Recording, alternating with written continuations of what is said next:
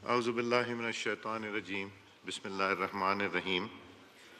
कल रात हिंदुस्तान ने रात की तारीकी में पाकिस्तान के मसाजिद और सिविलियन जगहों पे हमला किया और हमारे लोगों को शहीद किया, जिसमें बच्चे और ख़वातीन भी थीं। अफ़वाज पाकिस्तान और फ़ज़ाइया पाकिस्तान ने उनका मुंह तोड़ जवाब दिया, जिसके लिए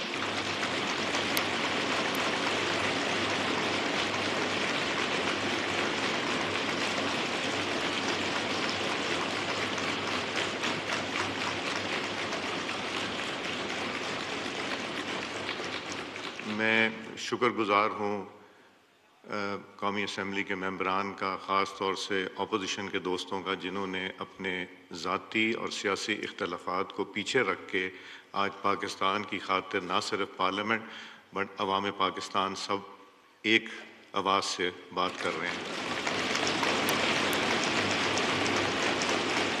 अवाम पाकिस्तान सब एक आवाज़ से बात कर रहे हैं।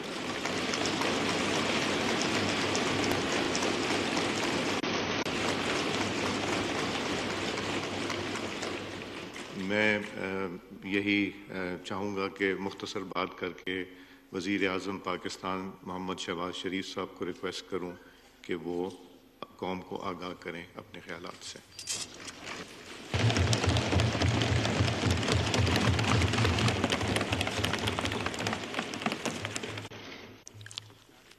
बिस्मिल्लाहिर्रहमानिर्रहीम। जनाब स्पीकर, मैं आपका बेहद शुक्रगुज़ार हूँ कि आपने मुझे इस तारीख़ के अहम तरीन मौके पर मुझे कुछ मारूज़ात पेश करने का मौका अता फरमाया है। मैं आज आपको और इस ऐवान में तशरीफ़ फरमा तमाम सियासी पार्टीज़ के अकाबरीन को, ऑनरेबल मेंबर्स को दिल की अथाह गहराइयों से मुबारकबाद पेश करना चाहता हूं कि कल रात जो गुजरी, हमारे दुश्मन ने उसको तारीक रात समझकर अंधेरे में माजी की तरह छुपकर पाकिस्तान के ऊपर हमला करने की नापाक कोशिश की, लेकिन अल्लाह ताला के बेपाया फजल करम से, पाकिस्तान के 24 करोड़ अवाम की दुआओं से हमारी बहादुर और दलेर अफवाज पाकिस्तान ने हिंदुस्तान के इस मकरूह हमले का मुंह तोड़ जवाब देकर उस तारीक रात को चांदनी रात बना दिया।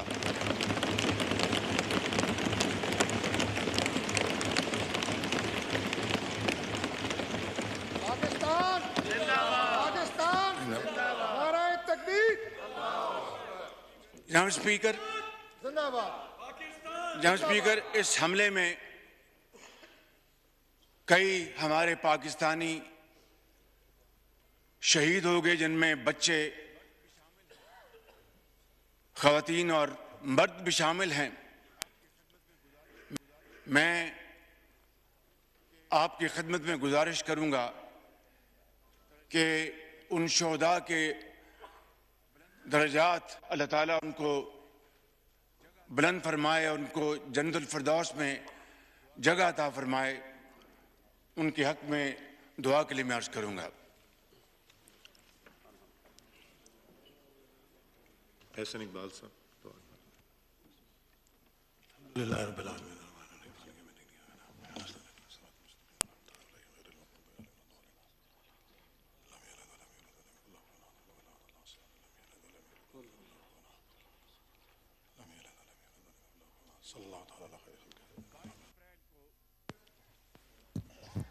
बाईस अप्रैल को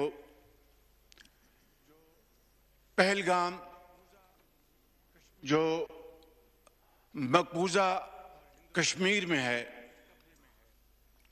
और हिंदुस्तान के नाजायज कब्जे में है, वहां पर एक अफसोसनाक वाकया हुआ। मगर हिंदुस्तान ने आनन फानन 10 मिनट के अंदर एफआईआर रजिस्टर की और उसके बाद हिंदुस्तान की मीडिया ने, हिंदुस्तान के सियासतदानों ने, एंकर्स ने पाकिस्तान के ऊपर बेजा इल्जामात की बौछार कर दी और पूरी दुनिया को ये बावर कराने की कोशिश की कि खुदा न खास्ता इस वाक़े में पाकिस्तान मुलव्वस है।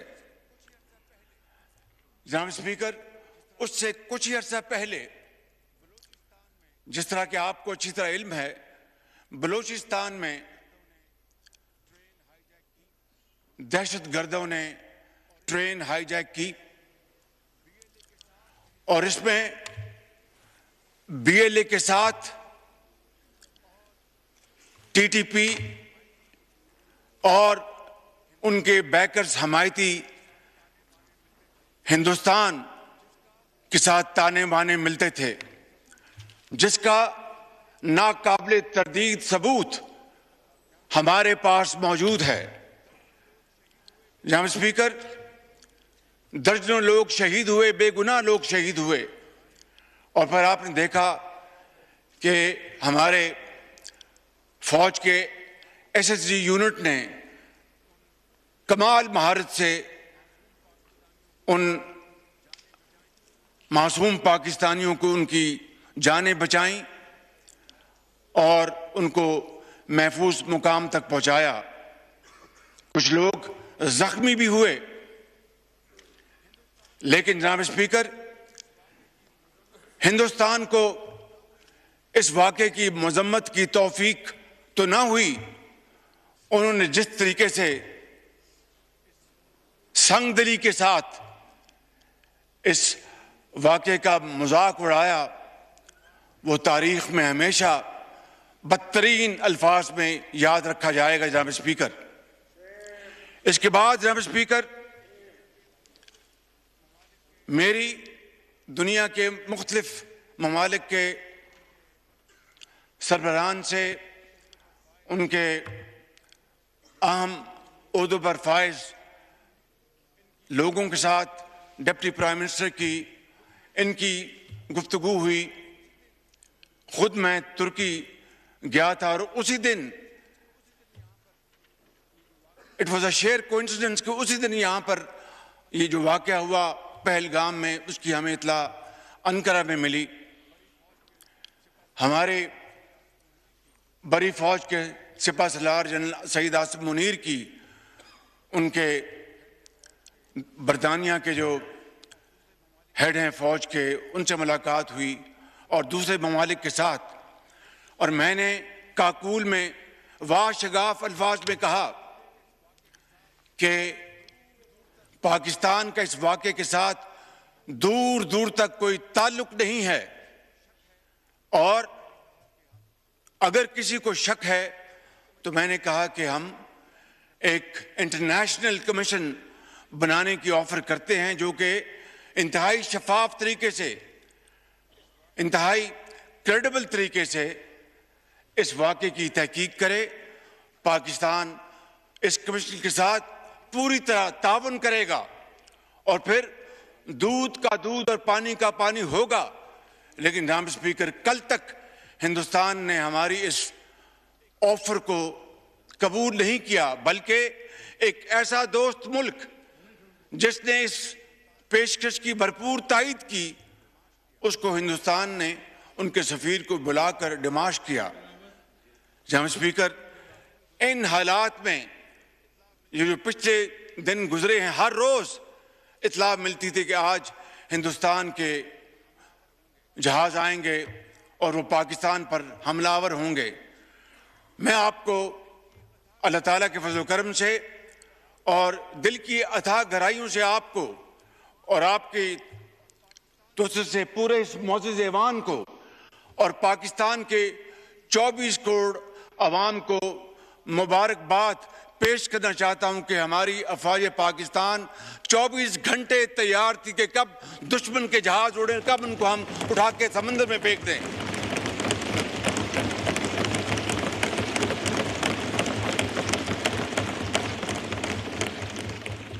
जनाब स्पीकर, आज से 5 दिन पहले हिंदुस्तान ने वो राफेल जहाज खरीदे हैं, उस पर बड़ा नाज करता है, लेकिन जनाब स्पीकर नाज नहीं किया जाता। अल्लाह ताला को उससे हर वक्त डर के दिन रात मेहनत करनी पड़ती है, खौफ खुदा के साथ, इंतहाई आजी के साथ, मगर बड़े कॉन्फिडेंस के साथ दुश्मन का मुकाबला किया जाता है।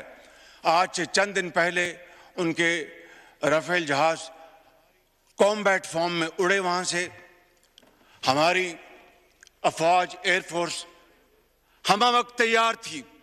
जो ही वहां से उड़े, जनाब स्पीकर, मैं इस ऐवान में आपकी तोसत से अपने जो हमारे एयर चीफ जहीर बाबर, उनको अपनी तरफ से, आपकी तरफ से, ऐवान की तरफ से और पाकिस्तान के 24 करोड़ अवाम की तरफ से मैं सलाम पेश करता हूं कि उन्होंने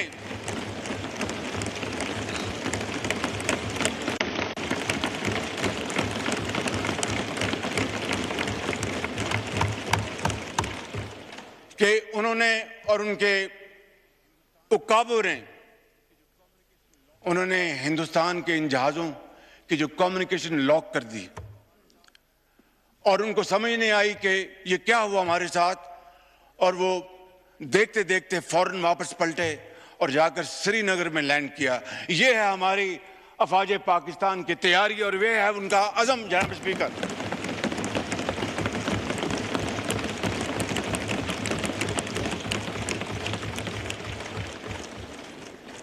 कल रात को,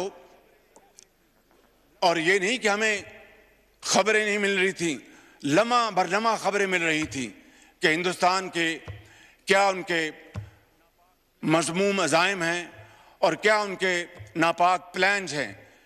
कल रात को जनाब स्पीकर, हिंदुस्तान ने पूरी तैयारी के साथ, और कोई उनके ऑल टोल्ड 80 जहाज इस हमले में शरीक थे, और उन्होंने पाकिस्तान में 6 जगहों पर, 6 शहरों पर हमला किया, जिसमें आज़ाद कश्मीर के 2 इलाके, जिसमें भावलपुर, जिसमें शेखुपुरा, जिसमें सियालकोट, इन इलाकों पर जनाब स्पीकर, जी शकरगढ़, जी उसमें शकरगढ़, इन इलाकों में जनाब स्पीकर हिंदुस्तान के तैयारों ने हमला किया और पाकिस्तान के उकाब मुकम्मल तौर पर तैयारी में थे और हमारे जहाज़ों ने पाकिस्तान की सरहदों को अबूर नहीं किया। जनाब स्पीकर,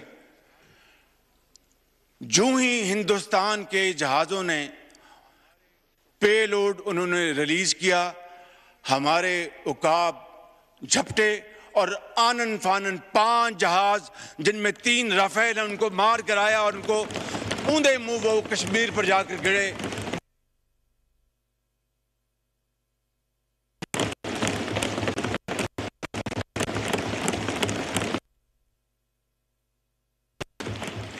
और एक भटिंडा में गिरा, और भटिंडा बड़ा पूरे जमाना कह लें या बदनामी जमाना शहर है, तो वहां पे जाके गिराए। जनाब स्पीकर, इससे बड़ी ताला के फजल करम से इस मौजूद ऐवान को, पाकिस्तान के 24 करोड़ अवाम को, आपको इससे बड़ी इज्जत नहीं मिल सकती।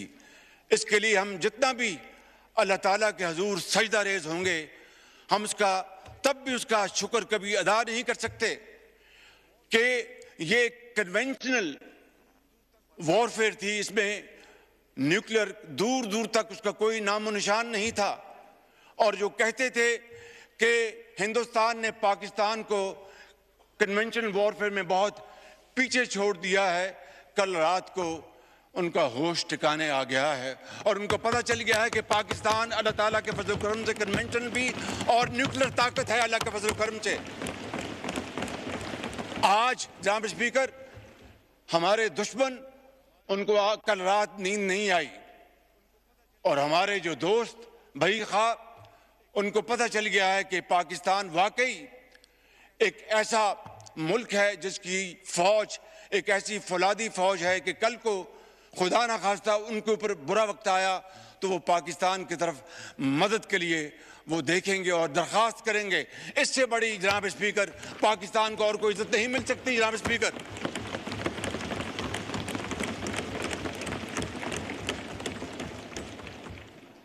जनाब स्पीकर, मैं बड़े अदब से अर्ज करूंगा, ये मौजूद ऐवान है, यहाँ पर ज़ोमा कराम बैठे हैं, लीडर्स बैठे हैं, बिलावल भुट्टो साहब तशरीफ़ फरमाएं, इधर हमारे PTI के इंतहाई काबिल एहतराम दोस्त भाई और बहनें बैठे हैं, JUI के हमारे साथी बैठे हैं, और तमाम दर्जा बरदर तमाम पार्टीज यहाँ पर मौजूद हैं, हमारे MQM के साथी बैठे हैं और तमाम हमारी बहनें और भाई बैठे हैं।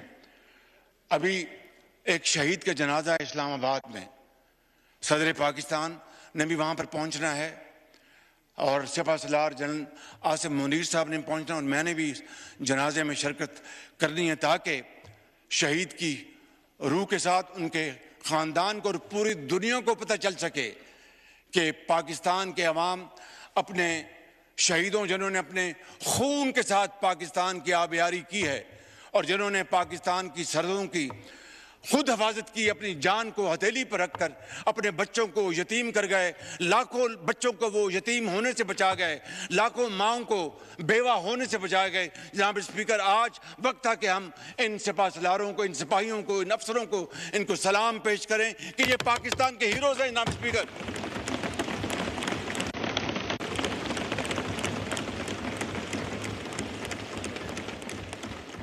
जनाब स्पीकर, मैं वक्त की किल्लत की वजह से मैं फिर इंशाअल्लाह बात करूं, लेकिन एक बात मुझे कहनी है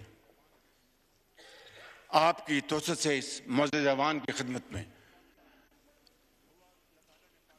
ये कल का जो वाक़या जो हुआ, अल्लाह ताला ने पाकिस्तान को अजीम फतह अता फरमाई, उसकी क्या वजह थी? उसकी वजह थी कि इंतहाई आला पाए की तैयारी, प्रोफेशनलिज्म, जज्बा कुर्बानी, हुब्बुल वतनी, उस जज्बे से सरशार बरी फौज, बहरी फौज, हवाई फौज के सिपा सलार, अफसर सिपाही यकजां दो कालिब थे। दिन रात मुशावरत की उन्होंने और प्लानिंग की। मैं तफसील में नहीं जान चाहता, ये 5 जहाज जो ऊंधे मुंह गिराए हमारे शाहीनों ने, ये 5 के बजाय शायद 10 हो जाते, लेकिन एहतियात से काम लिया हमारे हवाबाजों ने, हमारे शाहीनों ने।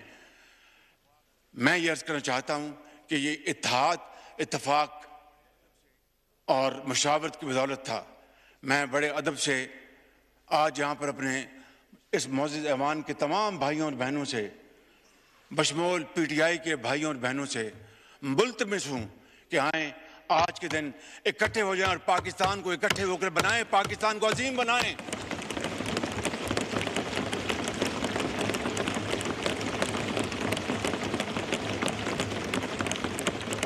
इससे ज्यादा और कोई शानदार मौका नहीं हो सकता। मैं हाजिर हूं आपके चैम्बर में, मैं अपने इन भाइयों और बहनों के साथ, अपने साथियों के साथ मिलने को तैयार हूं कि आए बैठें, पूरी दुनिया को दिखाएं कि हम एक हैं।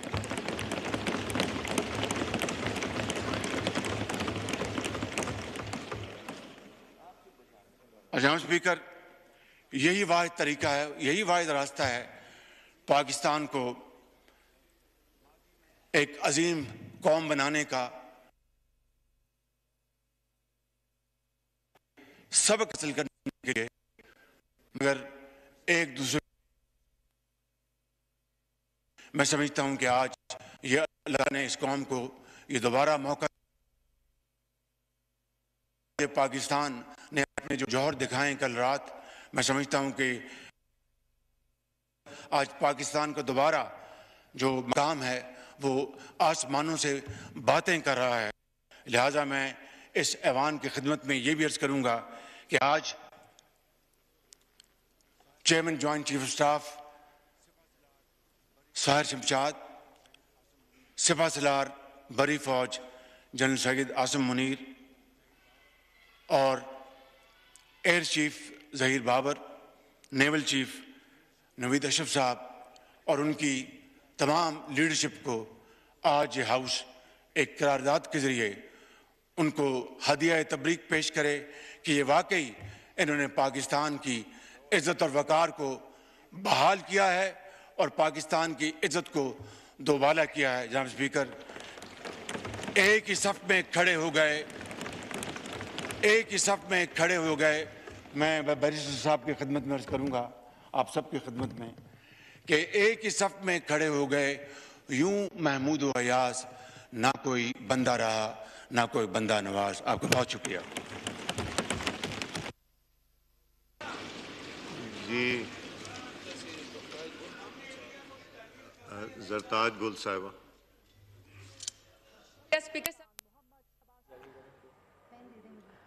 एक ही सफ़ में खड़े हो गए महमूद व अयाज, ना कोई बंदा रहा ना कोई बंदा नवाज। गुज़िश्ता तारीख रात को चांदी रात बनाया अफ़वाज पाकिस्तान ने। शोहदा के लिए दुआएं की गई हैं। अब से थोड़ी देर पहले कौमी असम्बली का इजलास जारी था जिसमें वज़ीर आज़म शहबाज शरीफ की जानिब से अहम खिताब किया गया है। ये कौम से खिताब था, कौम का शुक्रिया अदा किया गया है। साथ साथ जो जानी नुकसान हुआ है उस पर अफसोस का इजहार करते हुए कहा गया है कि पाकिस्तान ने अभी सिर्फ ट्रेलर दिखाया है, बदला लेना तो अभी बाकी है। और हम ये देख भी रहे हैं कि जिस तरह से ताबड़तोड़ कार्रवाइयाँ पाकिस्तानी अफवाज की जानिब से की जा रही हैं, वो एक जिंदा मिसाल है इसकी कि अफवाज पाकिस्तान सोए हुए नहीं है। अफवाज पाकिस्तान हिम्मत के साथ आगे बढ़ रहे हैं। और सबसे अहम चीज़ जो देखने में आई है वो ये है कि इस वक्त जो हमारे अवाम है वो अफवाज पाकिस्तान के शाना बशाना खड़े हैं। तहरीक इंसाफ के दोस्तों के साथ स्पीकर के चैम्बर में बैठने के लिए तैयार हूँ। वज़ीर आज़म शहबाज शरीफ की जानिब से ये भी कहा गया कि मुल्क और कौम की सालमत के लिए एक होना बनता है। ये वो वक्त है कि तमाम लोग एक पेज पर हैं, तो क्यों ना हम आगे बढ़ें, हाथ बढ़ाएं और एक पेज पर नजर आए।